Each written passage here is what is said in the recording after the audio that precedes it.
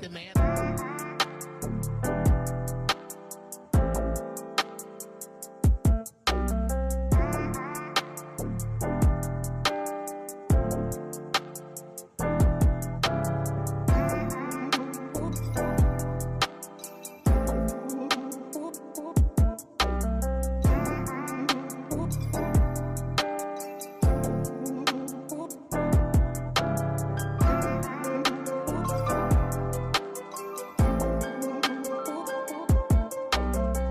With Austin Wild TV, y'all need to get y'all butts in the seats. It's going down this season.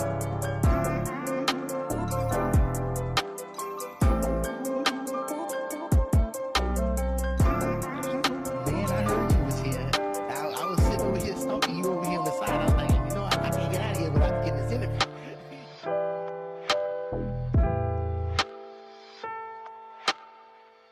I'm Mr. Durite. Y'all need to get in there. Y'all need to get in there. Y'all better get in there. I'm telling y'all.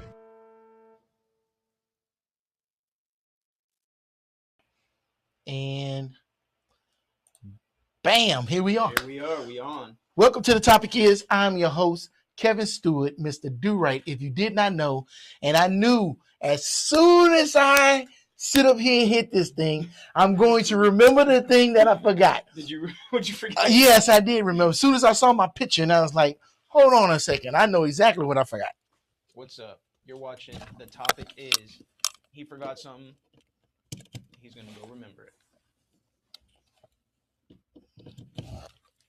And there it is. There it is. Yeah. Because we talked about being hot, and yeah, that's the things that make it hot, and I forgot because I was hot.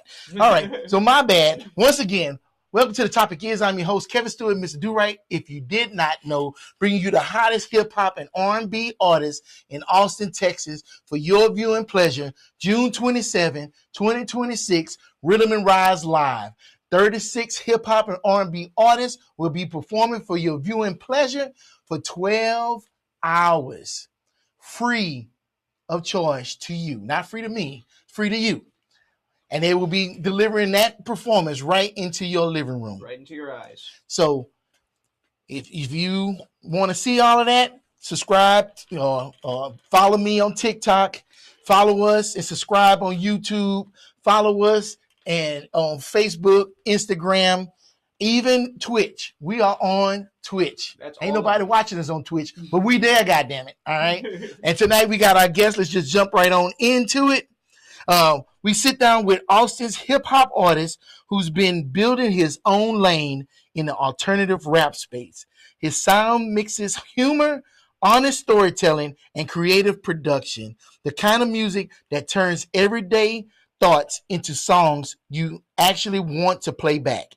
Influences run from Tyler, the Creator, BROCKHAMPTON, to Teezo Touchdown. Teezo Touchdown, and MF Doom. Known for bringing real energy to every performance, he focuses on making music that feels relatable and genuine, the kind he wants to hear himself. Please welcome to the show, Ryan Dove. What's up, everybody? I'm Ryan Dove. That's RYANDOVE, like the bird. Like the book. So that's where my first question is going to come in. What's up? No rap name? You just went with your government name? I just went with my government because I think it's really cool. well, tell us about that. I mean, like 8 letters in total. True. 4 on each word. It'd have been cooler if you could spell it backwards and forwards, though. E. You know what I'm saying? O-D-N-A-Y-R.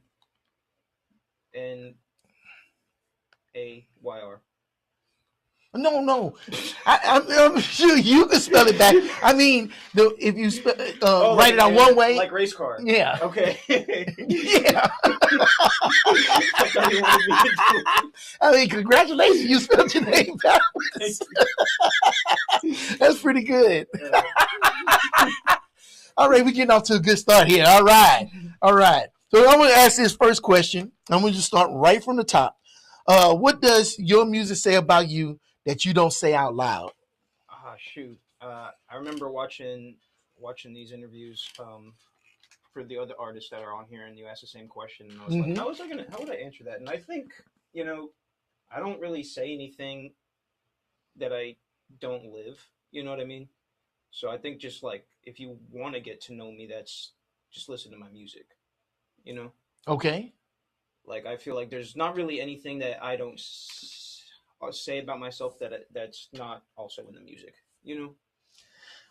True, but the question is, what does the music say about you that you don't say out loud? So it's almost like your music is telling your secrets.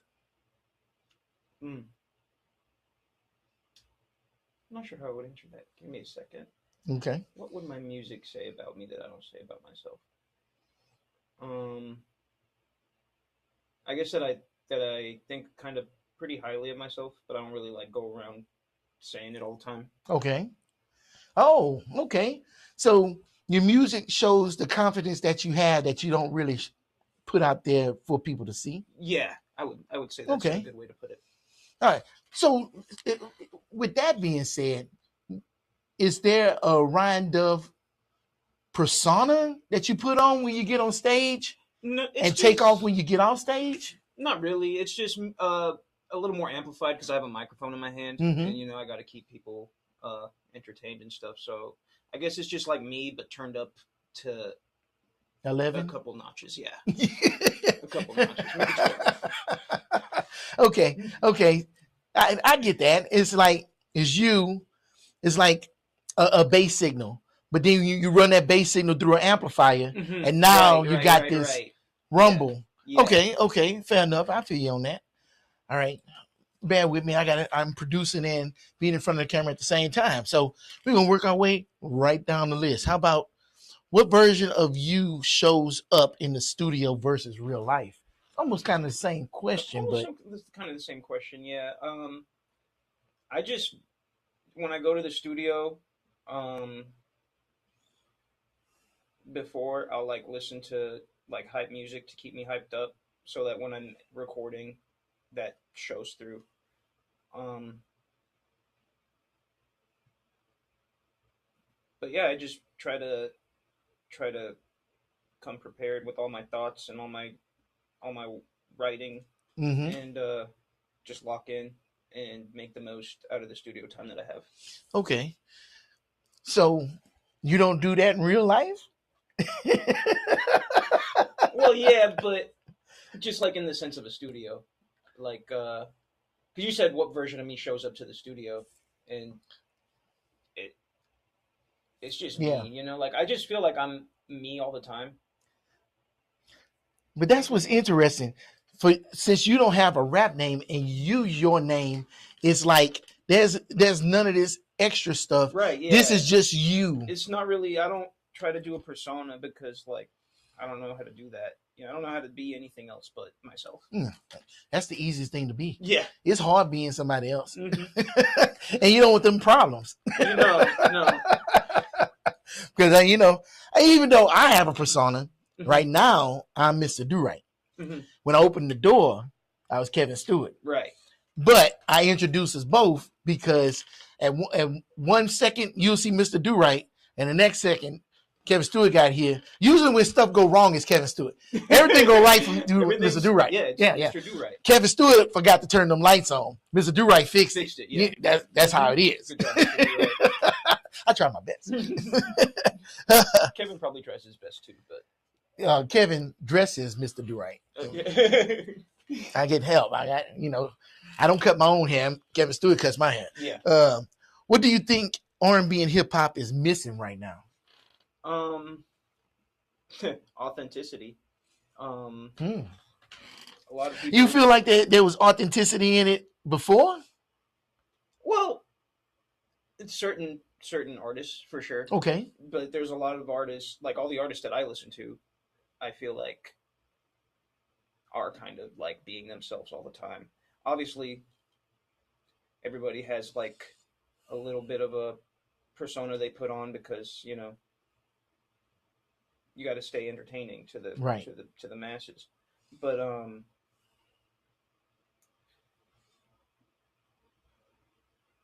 what does music need? Authenticity. Just being yourself. Like I feel like when people aren't themselves, you can tell. Like Right. you can hear Right, it through right, the right. music too. Like I'll hear a song from somebody and they're talking about something that that they do, and I'm like, you don't really do that, But I mean, if we being real, we know that Tupac was in school. He was, he was clean cutting everything. Then he started rapping. Then he's doing all this. Now he's thug life tatted across his chest, things like that. So, I mean, do I think some of that was him? Yes.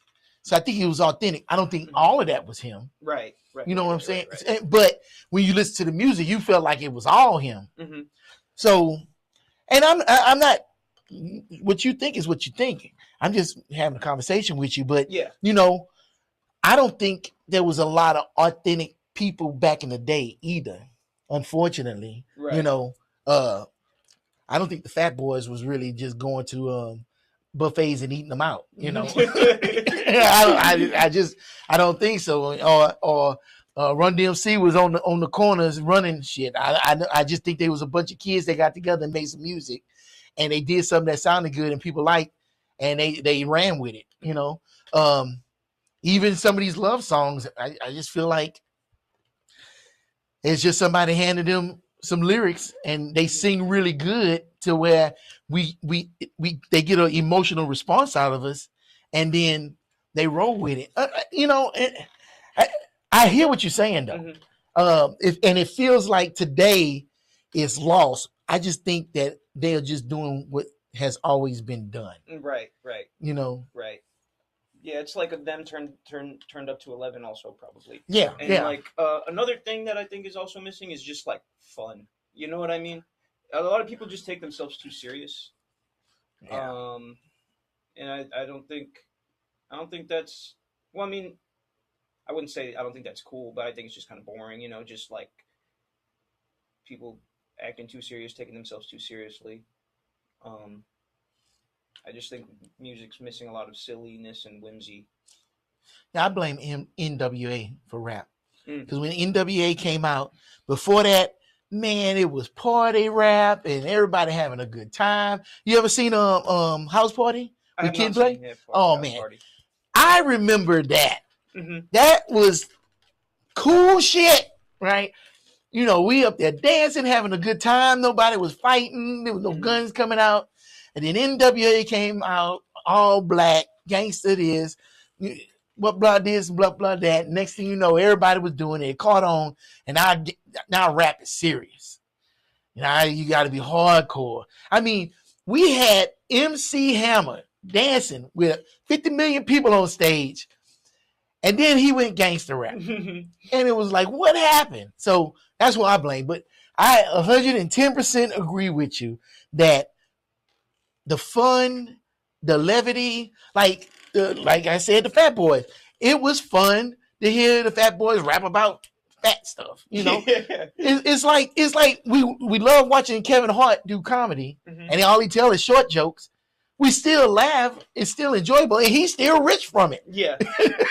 Yeah. Right. Okay, so I see that you bring humor with your lyrics and everything. Why did you go that direction? It's not really a direction I went into. Okay. It's just I'm a silly guy and I say silly things. I feel like I just it's not really like I'm trying to be funny or like I'm trying to do this, I'm trying to do that. I'm just saying whatever's coming out of me. You know what I mean? Yeah. And a lot of times it's like silly and goofy. So then let me change the question then. If that's who you are, what made you go into rap? Especially with these personas and this stigma of, everybody being serious in rap. What made you get into it? What made me get into it was so I grew up around music. Like my dad, he's like a big classic rock guy. He loves the Beatles and things of that nature. And my mom, listened to Spanish music. And so I just grew up around music. And when I started as a kid, like getting like when I got an iPod, and I was able to like go on the internet, discover my own taste, discover my own like what I like. I'm not sure what about it. Like as a kid, I gravitated towards like Kanye West, Okay. Daft Punk. Daft Punk's not like hip hop, but like just like Pharrell. Um, just hearing that on my sister's iPod, like at first, like that's like my earliest memory of music is like I didn't have my own like iPod or MP3 player. My Mm-hmm. sister had one, and I would just scroll, listen to whatever, see what I find, and I gravitated towards hip hop, you know, and just growing up with it. I feel like it's a great form of self expression, and I think that's also why I got into it, just because like you can express yourself very well through Mm-hmm. the music. Okay. Okay. Fair enough. Well,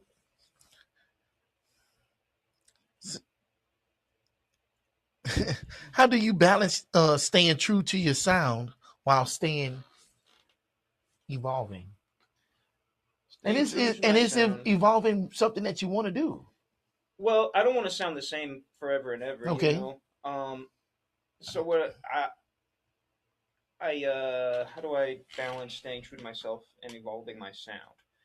Well, I say the same, not say the same things. That's not how I want to put it. The subject matter always stays the same, but Mm-hmm. what it sounds like evolves with what I'm listening to. You know, Okay. like I get inspired by whatever I'm listening to, and it comes across in what I make. You know what I mean? Um, so like if even if the sound is changing, Mm-hmm. what I rap about and the things I say doesn't really change. Okay. So let's say somebody invents this new piece of musical gear and it's got a unique sound. Hmm. You might take that, incorporate that in your sound and your music, Yes. but you're still rapping about the same things. The way you deliver it might change a little bit, Yes. but what you're talking about is always going to be basically the same. Just basically whatever I'm going through. Okay. Just whatever I'm going through, even if I'm not even going through anything like a struggle, like if I just went to the grocery store that day, I'll like write a song about that. You know what I mean? Really? Hmm. You know, I, I see it and don't see it, but I'm gonna say it because it already came to my mind. Hmm. It reminds me of Weird Al Yankovic. You ever Hmm. heard of him? Oh yeah, oh Yeah, yeah. Grew and up with him, his music playing a lot too. it was fun. Hmm. It was definitely interesting. Yeah. It was a cool take on something that already existed. Hmm. But when you saying that you will make songs about going to the grocery store and everything, and I'm like I can't think of anybody that really does that. Hmm. And Just but like go ahead. I feel like it's also a good like songwriting practice, I Right. guess. To Songwriting, build the skills. like try to turn a mundane situation into like a catchy song. I Okay. feel like that's a good songwriting challenge too. Right. You know what I mean? Um, Almost like a jingle writer. yeah, Because in if a you can way. write about cat food, you can write about anything. Yeah. Okay. All right. Let's see. What's no. Well, You like that question? no. What should viewers feel the moment you come on doing Rhythm and Rise live? When What you should hit they that feel? stage, yes, Well, I'm not the feelings police, so I can't tell you what to feel. right. But what I would like you to feel is happy and having a good time and um, relating and vibing with the music. Um, yeah, just having a good time, um, despite like whatever's going on in the world or your life personally. Just like having an escape. You know, Okay. All right. I think so. Yeah, just happy having a good time. So when you do shows and everything, Hmm. what's going through your mind when you're up there? What's going through my mind is I like to look at the people and see how they react, see how Okay. they're reacting, like if they're jamming out or if they're just standing around. I like to gauge, like I Mm-hmm. like to. I do a lot of crowd control. Like I do a lot of like interactions with the crowd. Okay. Because I want people to be engaged. Right. So that's kind of what's going through my head is like, how can I not lose the attention of these people that are watching me perform right now? So you change the delivery, you stop and hype the crowd up. You dancing around. I'm like, how do you control the crowd? I do a lot of like before I start rapping, I do a lot like if there's like a intro beat, I do a lot of like hands up, everybody hands up. I do a lot of that type of thing. In between songs, say whatever, just be like one thing that I started doing that I think is really fun, is like I'll be like in between songs, I'll be like, my name is Ryan Dove. On the count of three, everybody say your name. And then everybody says their name. And like I'm like, yeah, I got all of that. You know what I mean? Stuff like that. Now that's it. That gets somebody attention. Yeah, I've never heard anybody do that before. That's it. Because all you hear, blah, blah, blah. Yeah. But like somebody next to somebody else who said their name, they're gonna hear each other. You know, they're gonna be like, oh hey, what's up, Larry? Yeah. So let's go back to some of your performances. Mm-hmm.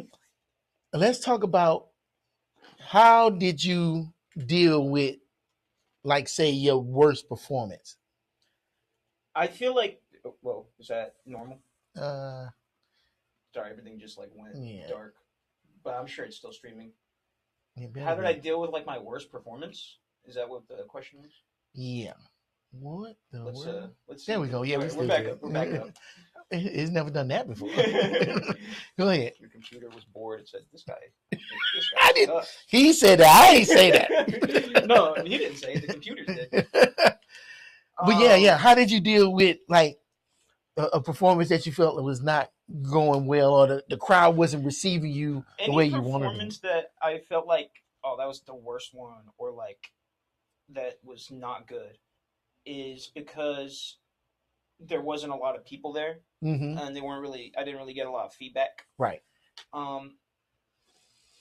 And I feel like when it's like in my head, I'm like, oh, this is terrible. This is going so bad. It's all in like my head. And so like when I look back on it, like footage, if anybody was there taking a picture or video, I look back on it, I was like, wait a minute, it wasn't even that bad. Like I'm still having a good time.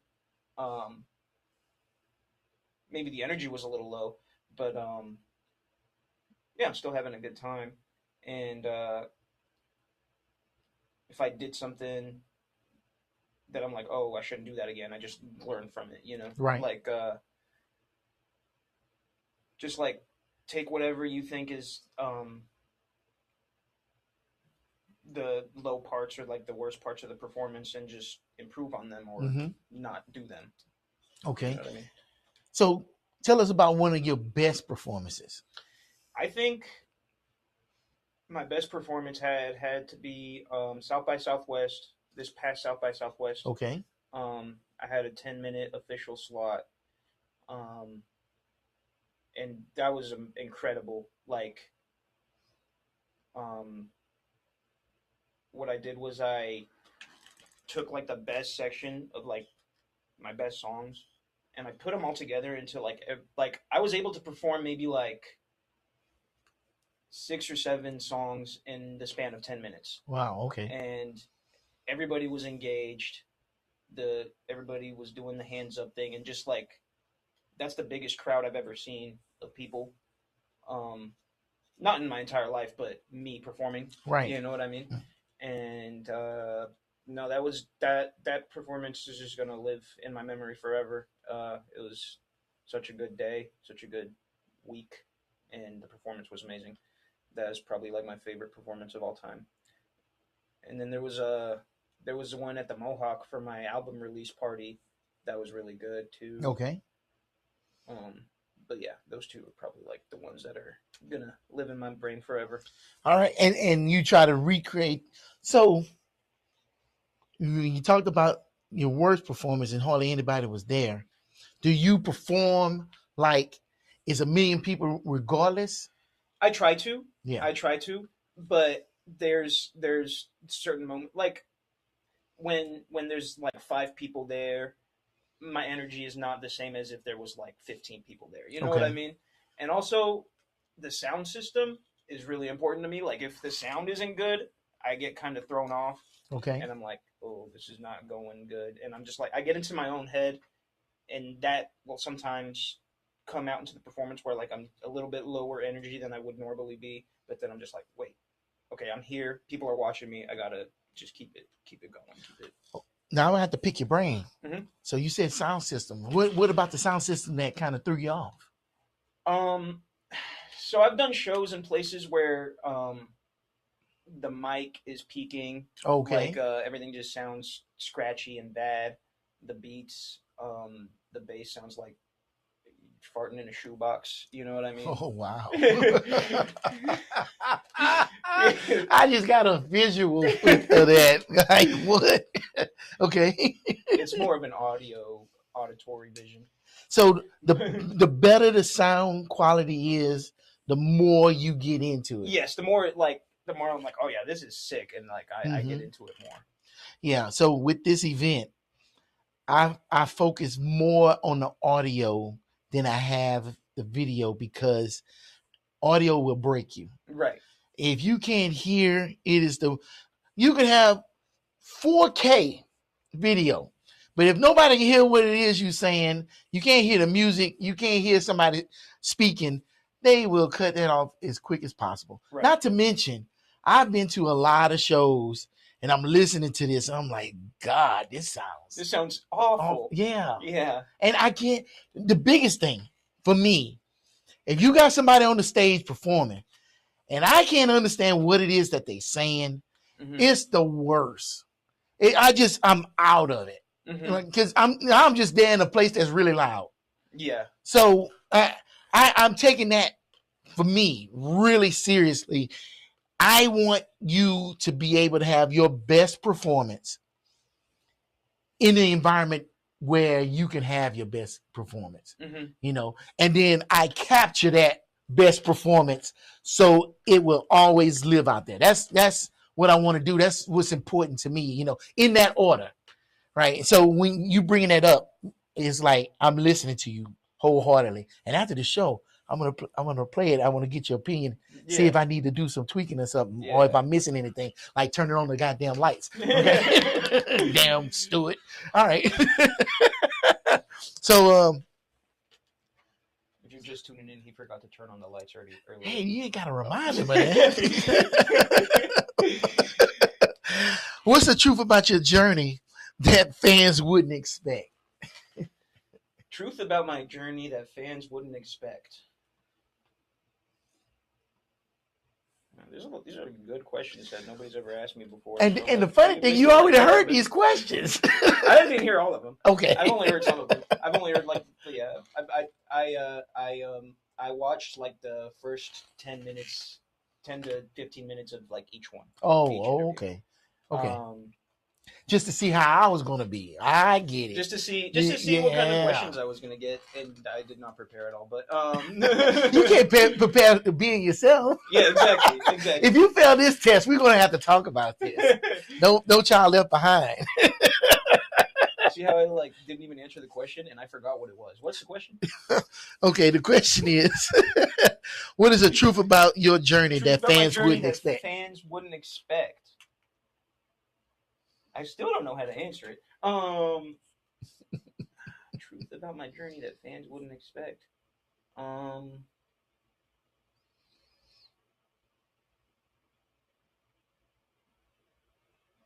Okay. Although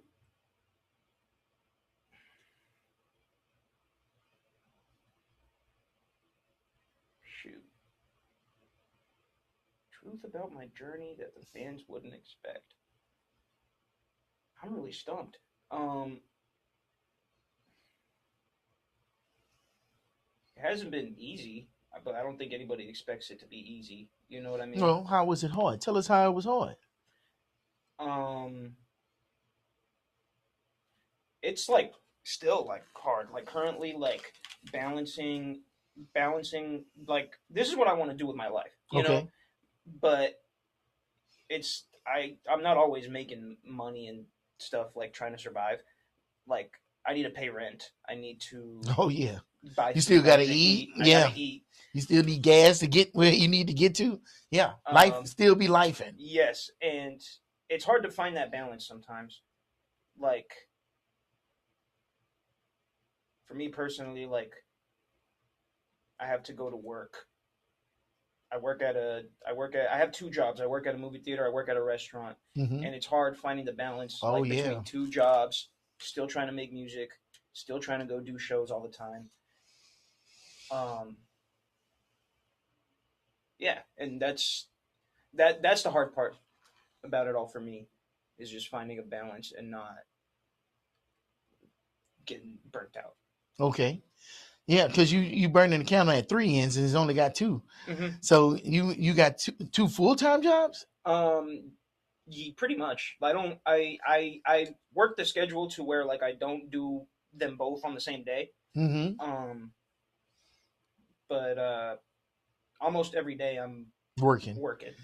And Yeah. then at night, you up there either practicing or performing. Practicing, performing, um just trying to have a social life, trying to like Whoa, just you still got a social life? yeah.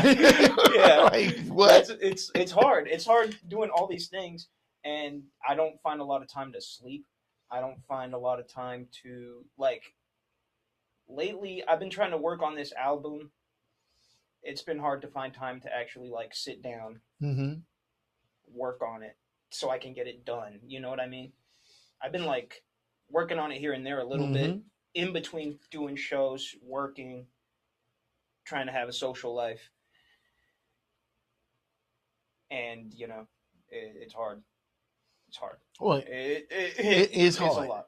I For mean, sure. yeah, you trying to do, especially trying to be creative Mhm. when there's so much a demand on your time Yes. to find that focus to just stop. To find time to be creative. Yeah, I know. I get that. Trust me. I get that 100%. Mhm. So, with that being said, and you said this is something that you want to pursue, what does success look like to you? Success to me, what I imagine, like when I say I want to pursue this for the rest of my life, I it's I can it's being able to do only this, Okay. right? Being able to be creative 100% of the time and still like having enough income to pay my rent Right. and eat food. So, if you just made enough money to cover your basic necessities, That's you'll be an success to artist. me. That's success. That's success to me. But you don't need to be, no multimillionaire or anything like that. No, I just want to live a good life. Still, like, have all the things that I want to have. Like, if I want to buy something like a new video game or like a Oh damn. like You ain't even shooting for the stars. You said a video game. Like you can wait for that Joker to go on sale. Sometimes I just want to play it now. Yeah, I get that. Yeah, when it first released, I got you. Yeah, But that's what I envision as success. Like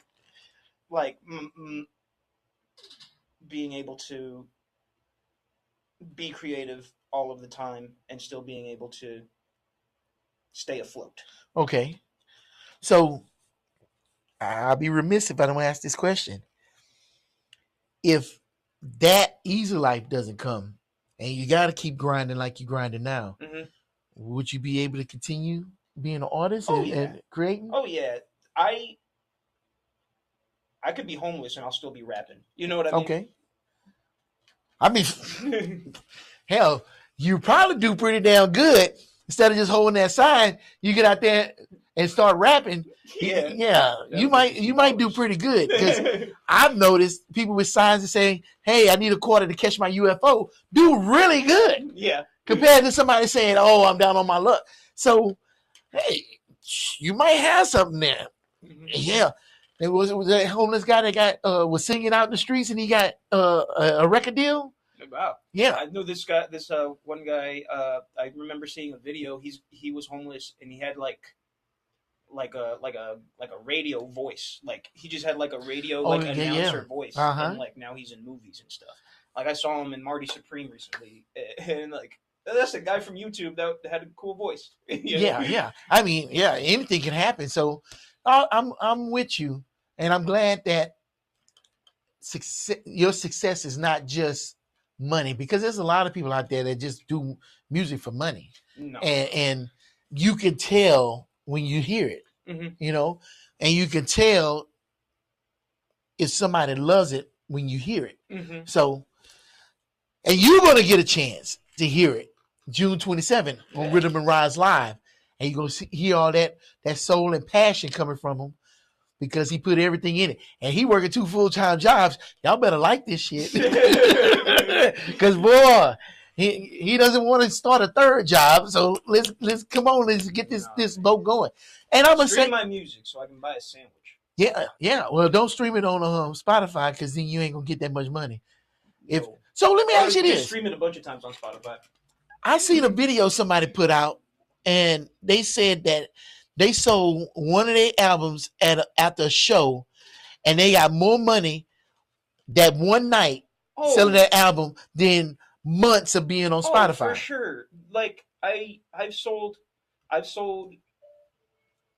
more CDs than like I made more money off of CDs, T-shirts, physical merchandise, right, than I've ever made on streaming ever. Like on my analytics or whatever, I think probably from streaming, I've made like $130 my entire. Wow, how long you been on there? Quite a long time. Wow, $130. Yeah, like $200. You can make that a weekend. You can make that. So like for example, at the South by Southwest show, I had a lot of keychains. I had some T-shirts. I made like 400 in one night. Okay, around that. Like there's like selling physical media is so much more for the artist. For the artist, yeah, is so much more. Is so much more like profitable than streaming. For sure. Okay. Yeah. So then, why do it? Why be on like Spotify? We just gonna say Spotify because first somebody has to try to discover you on Spotify to listen to you. So they don't throw you out there for anybody to find you. Do you have to pay to be on Spotify? It depends on. Yeah, actually, I think most of the distribution for independent artists is like either a monthly fee or like a yearly fee. So you'll pay more to them to play your music than you'll make off of them playing your music. Right. Exactly. So it's just another hustle like everything else out here. Mm-hmm. And I think like streaming is important nowadays because of the like you said, the accessibility. Mm-hmm. Like it, especially like in the online world, if you're trying to like promote yourself online, you need to have your music easily accessible, and streaming like Spotify, Apple Music, that's the easiestly. I don't know if that's a word. I don't know if that's a word. It came off your lips like it was, but I don't know if that's a word. I can make up words, but that's the easiest way to access music. Right. But like even then, like at a show, I have more people that I've never met before come and buying my merch because they like my music from the show. Right. You know? Right. If you were selling your T-shirts off of Spotify only, you would have a stack of T-shirts in your Yeah. But and I think that's one of the good things about live music is because you get to connect with the artists more, especially an independent artist in a small venue. It's right there. Like you can sit up here and throw a rock at them, not hard, and they right there. So and Not to mention, don't throw rocks at people performing. Yeah, hard. You can throw like money, water bottles quarters? and money. Yeah. I'll No, don't throw water bottles. Water bottles worse than a rock. I'll catch it and I'll drink it. Oh well. Okay. New water bottles only. Don't give me backwash. You heard what he said. So if he's thirsty, don't throw throw rocks. him. If somebody throws a rock at me, I'll freak out. Okay, no, fair enough. Fair enough. Damn. If somebody throws a rock at me, I'm leaving. I'm going home. But now I remember what I was going to say. This is one of the main reasons why I wanted to do the interviews with the artist that was going to perform, because I feel like before and not right after they perform, I want to give you your time to take your time, let you shine, let the people know who you are, and you can get the appreciation, but also give the appreciation. Because I think that's one of the things that's missing in all music. When music comes from this high level, you put these people on these pedestals, and they so high up, they can't see you no more. They can't associate with you no more. They can't feel you no more. But here, down here at our level, this guy, if he's on the stage and he's saying throw it up, and you start throwing it up, and he sees that, he's feeding off of that, and he's going to give you the performance of a lifetime. Mm-hmm. That's you affecting the artist, and the artist affecting you. It's a symbiotic relationship. And I this is what we are missing, because I go to y'all shows, and like you said, it'll be 10 people there. That's one of the reasons why I'm starting to do this, is because I hate the fact that you sit up here, you can work 2 jobs, bust your ass, no sleep, you're putting everything into your music for 10 people to show up and buy 1 t-shirt. It's not like you heard him. He doesn't want a mansion. He just want to pay his damn bills. Yeah, man. I just want to eat some sandwiches. You know what I'm saying? What I mean? You're going to neglect this dude eating a sandwich? Like, come on, yo. He's just supposed to put the peanut butter right on his hand and lick it off. You can't even let him get some white bread. He ain't even trying to get the whole bread, the good stuff. He just wants some white bread to go with his peanut butter. Some honey roasted peanut butter, maybe? You know what I'm saying? And that's what I think is important. And I say, you know what? I want to build a stage so everybody can get that hole in the wall club, independent artists just want to sit up here and entertain you feel. You know what I'm saying? So I appreciate you. Leave your house. You ain't got to leave your house. And I appreciate you taking a chance on me to bring this to you so you can sit up here and shine. That's another question. How did you even find me? Like, how did you? Because I remember getting a follow from like the Rhythm and Rise page. And I was just like, how did that happen? Oh, that's easy. Look! I'm gonna tell you something. Once I open that can, shit just been flowing out. It's been like a Diet Coke and Mentos. I threw that shit in there, and this shit's been stringing out forever because I did not know, and a lot of people did not know that there was that many hip hop and R&B artists here in Austin. There's a lot. It's a lot. There's a lot. But the thing is, for some reason, I feel like here in Austin, it's not given the attention and the respect that it should. Yeah, that's exactly what it is. Like you can go to any random bar and you see like a guy singing like a little indie song playing a guitar, but you can't walk into any place and see some guy rapping or singing R&B. Exactly. Yeah. At all. And this is the live music capital of the world. Right. For everything but. Exactly. That's what I've been saying. Like, it's the live music capital of the world if you like everything else. With guitars. Yes. Like, you know. Yes, absolutely. That is why I did this, because I'm tired of it, but me bitching and moaning about it ain't going to do anything about it. So I need to put my money where my mouth is, do something build a stage, find the people. Like, literally, I'm Kevin Costner. I'm building a stage at an event, and now y'all coming out the corn. I put in for a grant with the city of Austin to put this event on.